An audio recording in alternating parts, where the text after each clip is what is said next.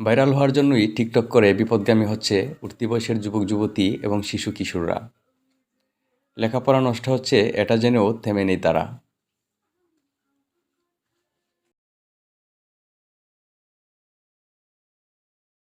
গেছো আমার ইতিহাস শোনো নাই, আর যদি আমার ইতিহাসটা শুনো রাতে ঘুমাইবা ঠিকই, দেখবা ঘুমের মাঝেও শান্তি নাই।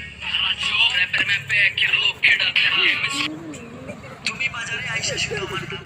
নাম কি তোমার? নাবিন কোন ক্লাসে পড়ো তুমি? 6 তুমি কোন ক্লাসে পড়ো? 7 আমি পড়ি ক্লাস 6 নাম কি তোমার? বাদন তুমি? রাহুল রাহুল কি?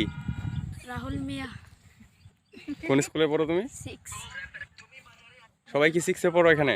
জি না একদম সেবা না আমি পাইবো কি করতেছো এখানে?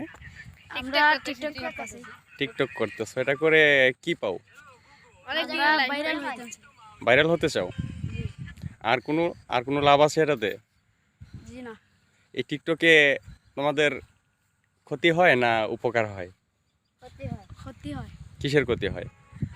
পড়ালেখা বাদ দিয়ে টিকটক করি আমরা পড়ালেখা বাদ দিয়ে টিকটক করো, সেটা তুমি বুঝো তারপরেও আমি টিকটক এটা করি না করো। তারা আমার দূর করে লিয়েছি আচ্ছা, আমি সিলেট থাকি তো তুমি জানো যে টিকটক করলে ক্ষতি হয়, তারপরও কেন করো?